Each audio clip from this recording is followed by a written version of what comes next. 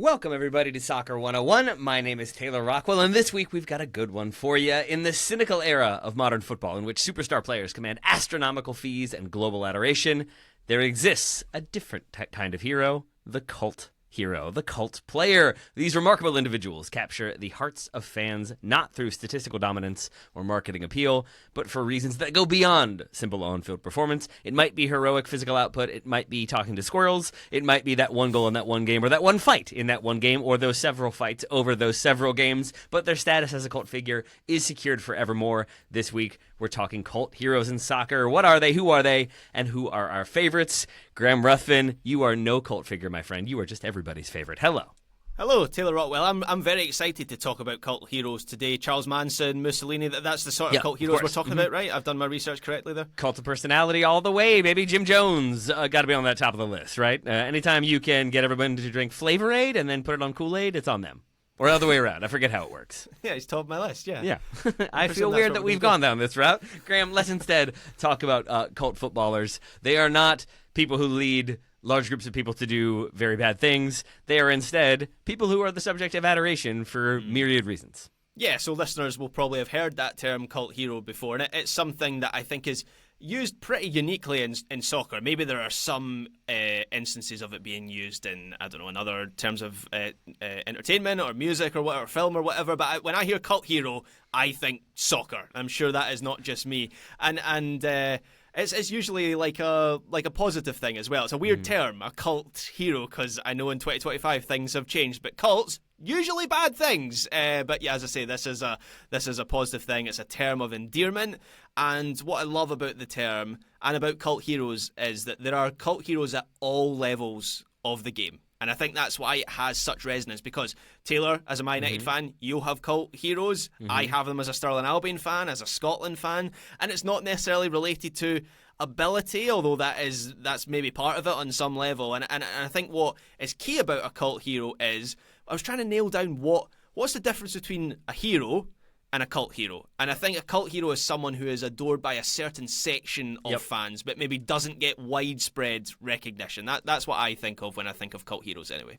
Yeah, I would agree with that entirely. Similar to movies, right? You can have a movie that is a hit and gets widespread attention and Oscars or huge box office. Then you can have one that maybe is beloved by a select few and then it gains greater adoration over time, or just stays beloved to that select few. And I think of a cult footballer in similar ways, and that can be, as I said in the intro, it can be maybe because of one specific moment, one specific goal or tackle or whatever it might be. It could be from one specific time period when you first became a fan or when you were first watching that club or when they had particular success, but it can really be any number of things. Graham, should we outline some of maybe the criteria or some of the different ways one can be a cult figure? Yeah, we can try, because to be honest, there's no hard and fast rule on what makes a cult hero, but I think it's someone that has either like a distinctive quality or produced a certain moment in a distinctive way. I even think like, Ole Gunnar Solskjaer scored, let's keep the Man United theme going here, scored maybe the biggest goal in Manchester United's history. Is he a cult hero, or is he just a hero for that one moment? I feel like there needs to be another layer of cult hero.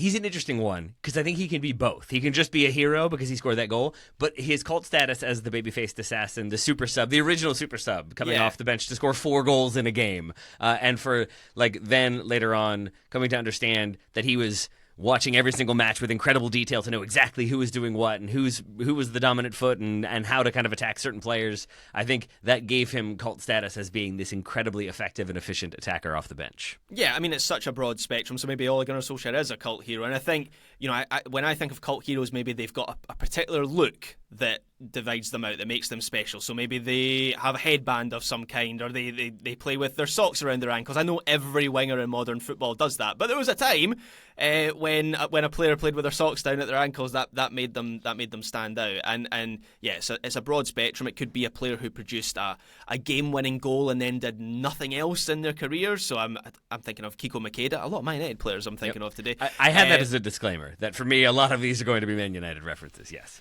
Yeah, or it could be someone who was unremarkable in their actual skill, but was a stalwart in a squad for like a decade and a half and became part of the furniture. So I'm thinking of someone like Robert Huth, for Chelsea, or Seamus Coleman at Everton, I think of like as a bit of a cult hero. I feel like because you started with Manchester United, you're actively now not saying John O'Shea, but John O'Shea is the answer to the cult player who was there forever. He played in goal. Come on, now he tried to take Edwin van der Sar's clean sheet bonus because he played a chunk of a game in goal. John O'Shea is that player for me who is just a long-standing servant, played every single position, but was always there, and then had moments that were truly sublime, but also had very workmanlike moments, and he was beloved for it. So John O'Shea is a great shout because, for all those reasons that you mentioned then, Taylor, but John O'Shea also has the nutmeg on Luis Figo in a Champions League game. And then he has that incredible chipped goal away to Arsenal? Yes, I seem to remember. Yep.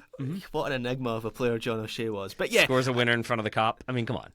He did that as well, yeah, I remember that too. Diego Forlan, does he fit the cult hero status for Manchester United as well? Because he did that as well, didn't he? Scored a winner away to Liverpool. He did. I will forever remember Diego Forlan as seeing him in person and seeing him miss a wide open net. He rounded the keeper and then shot it wide, and thinking that's not great. I feel like he is more. I guess he's just a legend for Uruguay, less so for Manchester United. A goal scorer who I do think, if we're continuing that one. For Manchester United, who both did the goal scoring, but also had a lot of personality flair that I think made him a cult figure, would be Dimitar Berbatov, who I think definitely is also on that list of cult figures. I think players who are particularly charismatic or particularly eccentric in their personalities, Dimitar Berbatov gave an interview that I will never forget, in which he talked about how like footballers like to go out and drink and party and live these flamboyant lifestyles. I prefer to sit at home, smoke cigarettes, and talk to squirrels. And I will never not try to understand what that means. I'm very confused. Did the squirrels talk back? Was he just like making up conversations for them while he sat out on his porch and smoked? Also good of him to go outside and smoke. That's nice.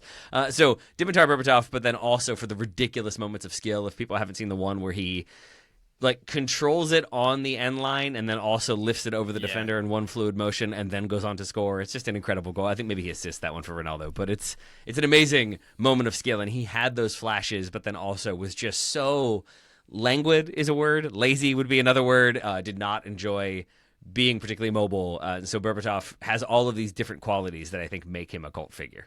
Yeah, and I think Berbatov's an interesting one because one of the criteria I certainly would say as part of this is you can't be too good. So Lionel Messi can't be a cult hero. He's just a legend. He's got widespread acclaim. Everyone recognises that he's potentially the best player in history. And that's where the line is difficult to draw because Dimitar Berbatov, I agree with everything you said there, Taylor, but he was one of the best strikers in the Premier League for a number of years. Joins Manchester United. He was the top scorer that season, yeah. Yeah, he joins Manchester United for, I can't remember the fee, but it's a lot of money at the time. So, was Dimitar Berbatov too good to be a cult hero? Was Eric Cantona too good to be a cult hero? Because he has a lot of the cult hero things with when you were talking about talking to squirrels, he has the seagulls and the follow the trawler quote when he comes back because sardines will be thrown into the sea. Yeah. Which is just a classic Premier League moment. And obviously he has the kick in the racist at Crystal Palace. So everything says Eric Cantona should be a cult hero, but he was one of the best players in the Premier League. So I find that a bit difficult there. I think Cantona is not a cult hero, even if he is just a straight-up hero. Berbatov, because I think he should have fit, and like as I said, top scorer that season, I think 5 of those goals coming against Blackburn is part of why he is the top scorer that season, but also never feels like he really fits with what Manchester United want to be doing at that time period. He is definitely surplus to requirement when they have Tevez, Rooney, and Ronaldo in that team. So I think that's why he kind of ticks that box, because he wasn't really an every game starter. He wasn't this beloved guy who was the first name on the team sheet. He was very much I guess we'll throw him out for the League Cup and he'll chip somebody from midfield somehow. That's sort of how I will always think of him, but that is a very much more personal connection there. Other players who have that kind of eccentric personality that I think retains some of that cult status. Nicholas Bentner, is he a cult figure for Arsenal, or is he just sort of a reviled figure? I would think of him as a cult hero, but I don't know what Arsenal fans think of him now. In retrospect, he was a very frustrating player on the pitch. But do you remember he did the Paddy Power thing with his underwear at the Euros, and he was an enigma. He's an interesting guy. What about Peter Crouch? Is he a cult hero, and if so, for which club? So. for... Or just generally, brought for the collective generally, world, yeah? I would say for the collective world, but like Liverpool and Portsmouth, right, are surely the two clubs that he was most prominent for. It's the whole robot dance. It's the way... I mean, there's no getting away from it. Watching Peter Crouch play football is like watching... You know how they used to say Usain Bolt? It shouldn't actually physically be possible that he can run. He's too tall. The way his posture is, it's similar to Peter Crouch. Like when you watch Peter Crouch play football, you're like, how is this working? Yep. How is he playing for Liverpool? And he would score like overhead kicks in the Champions League. It was ridiculous. And he's gone on to have a really prominent media career in the UK because he's a funny guy. Like, I'll always remember, like, what's the quote? I don't know if I should mention this in the show. What's the quote about his wife again? Oh, I don't know. It's something along the lines of, like, you know, what would you be if you were a professional footballer? Yeah, what would you be if you weren't a professional footballer? And he answered, a virgin. Yep. He knows what he looks like. Yeah. So I think so if you've got that charm, that charisma, again, I think that can kind of give you that beloved status amongst at least a select few. Then I think there's other criteria as well. I think you talked about effort, determination earlier. A lot of that can be in terms of like longevity of the career. But I think from a Manchester United perspective, Park Ji-sung, maybe from a Liverpool perspective, Dirk Kuyt. Both of them were like, Kuyt was nicknamed the Labrador because he would just keep running and running and running. And I think any players who maybe aren't going to be remembered for their sublime skill or their incredible goal-scoring ability, but just because they worked so hard for their club, I think they'll fade from memory for people who just kind of watch the team to be entertained or watch the team for the big moments. But if you watched every single game and you saw that player cover every blade of grass over every single game, even if their statistical output wasn't significant, I think their memory will be significant. Yeah, and I think that's interesting where you have the two spectrums of what makes a cult hero here, where you have the Seamus Colemans or the Park Ji-sungs, the players who were known for their effort and for being around for a long time. I would put Olof Mellberg in that category as well, who played for Aston Villa, had the big bushy beard which made him stand out, but he was a football hard man and willing to put his head anywhere, and I think Villa fans loved him for that and was there for a long time. But then at the other end of the spectrum,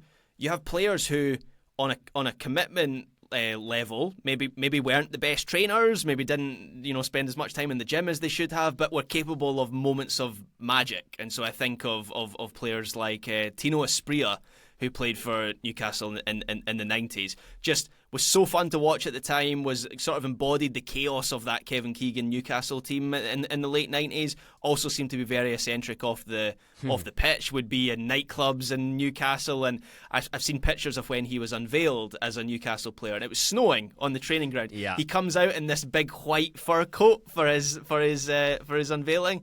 So Esprilla's in that category. Was he the one that claimed that he was sold a false bill of goods because the people who he met with from Newcastle told him there were beaches in Newcastle? And he's like, oh, cool, it's a beach town. I can't wait. I didn't quite realize what the beaches would look like and what Newcastle would look like for most of the year. There are beaches in Newcastle. Not the kind that I think Asprilla was anticipating. But then also other players like Getty, I think, fits into this category. The hipster's choice of the Galacticos era. I remember when Getty versus Beckham was a debate, and it was almost this philosophical thing of do you like the Hollywood A-list star, or do you like the kind of underappreciated genius of the team? He was at Real Madrid for 15 years, and then he had one season at Besiktas, which feels right. So I think in my mind, there is no greater way to solidify your point, Graham, then if you ask me what is my favorite memory, enduring memory of Guti at Real Madrid, it's that he has, I think, the greatest back pass of all time, back heel of all time. Just Google that if you haven't seen it, if you don't know what I'm talking about. It's an incredible pass that sets up a goal. And I think to your point about him being maybe less hyped, gets less loved than David Beckham in adoration, but was this sublime underrated player, I think that back heel would be on the list for reasons why. What about particular skill sets, Graham? Do you feel like that can give you cult status? Specifically somebody like Ricardo Quaresma, who we know is going to Travella everything always and somehow pull it off, and then has the eccentric personality to go with it, has the kind of moments of genius, but then long periods of lack of genius. Do you feel like he is a cult figure? Oh yeah, absolutely. Quaresma's right up there as a cult hero because he has a skill that is instantly recognizable as his. So I think of someone like Kerlon the Brazilian seal. Do you remember? Yes. Do you remember him? Yes, I do. That I was his didn't whole until trick. this very moment, but yes, now I do. That was his whole trick, was balancing the ball on his nose. I don't think he was a very good player. Didn't really do all that much in his career, but I think of him as a cult hero. So yeah, anything that makes you different, anything that makes you memorable, and obviously if you have a toolbox of tricks to do that, then that helps. Any other categories, any other types of cult hero, or do you want to talk about any that are maybe nearer and dearer to your heart? So this episode has basically just turned into dudes talking about talking about players, which is always enjoyable. So I think Duncan Ferguson would be one that I would put forward as someone, as a Scot who was from where I was from in Stirling. I was always very aware of Duncan Ferguson, and I know a lot of Everton fans would mention him as one of their cult heroes. Lovably violent is how I would describe Duncan Ferguson as a player, and of course he then went on to be their go-to interim manager for a while after retirement as well. Very different sort of player, Matt Le Tissier.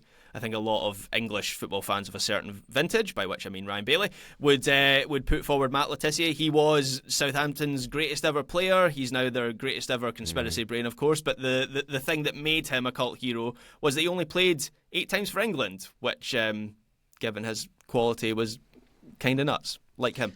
But Thomas Gravison would be another one who a lot of Everton players in this list. I don't know what it is about Everton that. We see your true loyalties now, Graham. We see them. Yeah.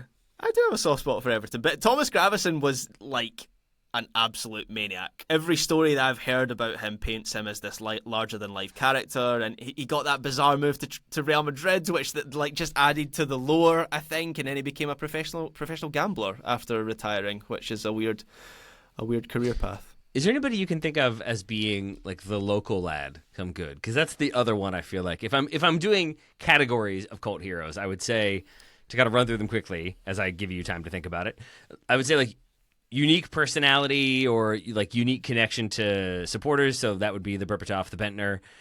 Memorable moments or clutch performances, Makeda or Solskjaer. Playing style and effort, that might be the Park Ji-sung. Maybe that's Quaresma with the specific skill set. Maybe like Gattuso is in there as well, even though I think he was just beloved, period, but also I think has that cult intensity style. I think then there's like longevity and dedication. John O'Shea, Matt Le Tissier, I think is a great shout. Maybe Phil Jones, but not in a good way. And then there's the underdog one, the one who maybe nobody expected anything from, and then they rose through the ranks to be, even if not like a regular starter, but like a key performer for a team. Like maybe Jamie Vardy, but he's not really local. He was just kind of with them when they came through. Go ahead. I've got a good one, and he's a current day player who I think fits this category. Everything that you've said there, local lad who rose through the ranks, maybe exceeded expectations. Dan Burn at Newcastle, who is very much seen as one of their own. He's from the northeast. He's a 6'5" left back, which in itself makes him somewhat unusual. And he's come up with like some big goals in big games, and he's stuck around in a team that has sort of outgrown him, but he's still there. And there's also a video of him in the dressing room, like dancing after, I can't remember what game that was, but it's not far away from Peter Crouch's Robot, same vibe. So yeah, I think Dan Burn is beloved as that sort of person you talked about there. And I think ultimately, I love that shout, Graham. That is an excellent example. Thank you for giving me a final one to round out the categories.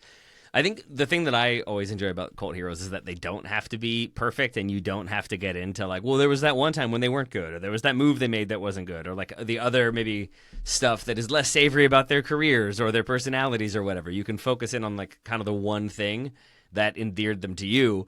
A player for me personally who is of that status, it's one we all know. Onandi Lowe? No, we don't? Okay, fair. Played for the Richmond Kickers for not even one season, because in the middle of the season, I think he just left to go on trial in Turkey. He just kind of walked out and chose not to end up playing for them. But in the period before that, it's the Richmond Kickers in the 90s when Dwayne Di Rosario first comes through. He's playing for them at the same time. He scored some goals. But Onandi Lowe, he scored more than a goal a game for them, to the point where I remember that was the joke about like, oh, we're up 1-0 and Onandi hasn't scored yet, so we'll finish 2-0. And then they would, because that's how good he was. I remember him just being the most get him the ball and he will score player I've ever seen in the flesh, because he was so much better than everybody else at that level. So he is one who looms large in my memory as a Richmond Kicker supporter, even if he didn't even play a full season.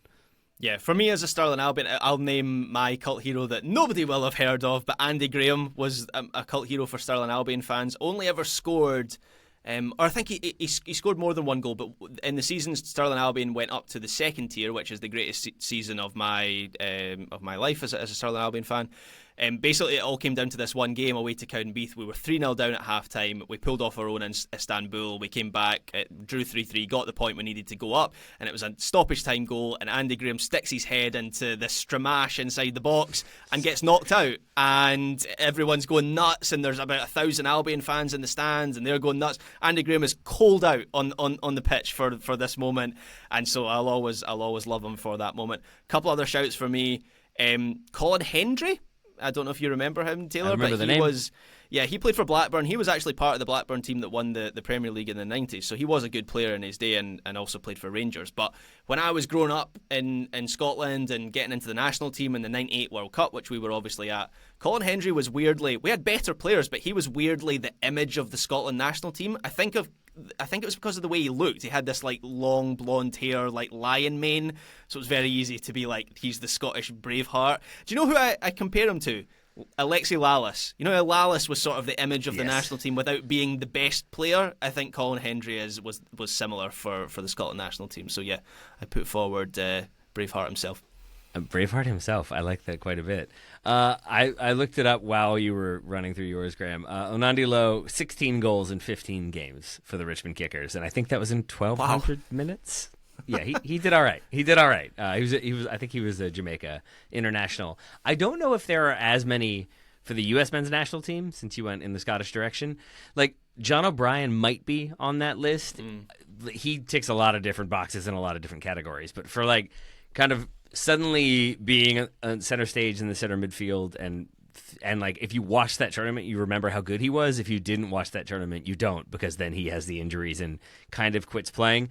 Maybe Owen Hargreaves is on that list similarly for me, because he was a player who I was so excited about Manchester United signing when they bring him over from Bayern Munich, and then it all goes really, really poorly. So he's maybe a cult figure in a different way, because it's more of like what might have been the hype that I had for him. But I'm not sure that is really that accurate. So maybe we've reached the end of this episode then, Graham. If I'm now reaching for players, I think we can call it reviewed.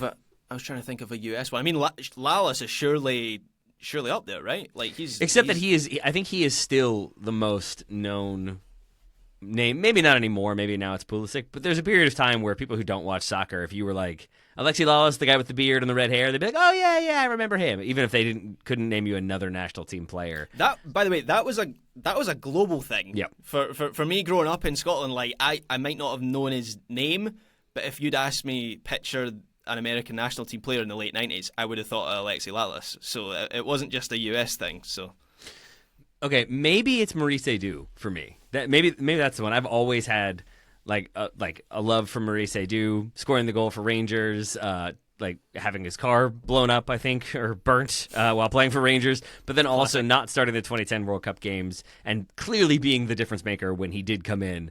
I think of him as one who like maybe fades from memory a little bit, even if he's still doing comms at present. But I think when he was with the national team was a very, very good player and didn't always get a ton of the headlines and the coverage. So I'll put him on there. Kyle Beckerman might be of a similar status, but maybe one row beneath, because I think he got a love and had the dreads, which I think made him all the more iconic. Graham, we are now fully just listing players. So thank you for talking about cult heroes with me today. This was a Graham suggestion and one that I really enjoyed. So thank you, Graham. Thank you, Taylor Rockwell.